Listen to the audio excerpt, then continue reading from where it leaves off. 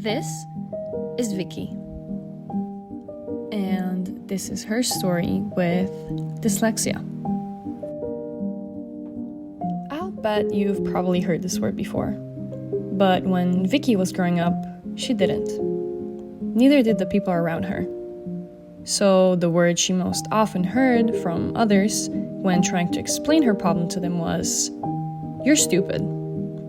Some runner-ups were slow, dumb, autistic, or lazy. So that's the image Vicky created of herself ever since she was in 3rd grade.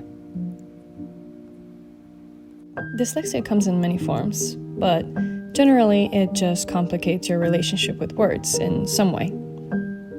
While reading is the obvious struggle for most dyslexic people, with Vicky it's pronouncing sounds.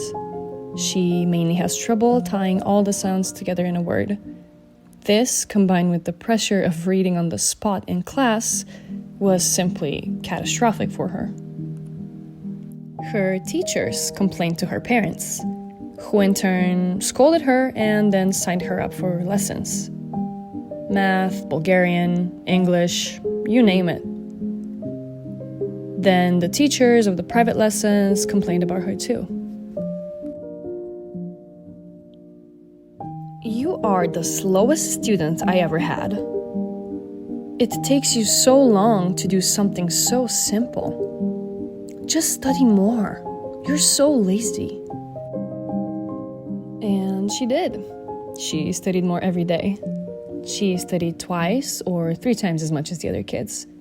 Yet, that's what it took for her to be on the same level as them.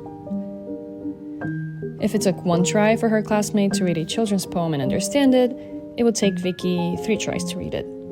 And then she might have to write it down on paper. And then she won't understand it. She worked on it over the years and she got better. And faster. However, the damage was already done. Being misunderstood and called names all the time put a permanent scar on her confidence. No matter how hard she worked, even if she knew the answer to the problem asked in class, she wouldn't dare say it. What if I stutter? What if I mispronounce it?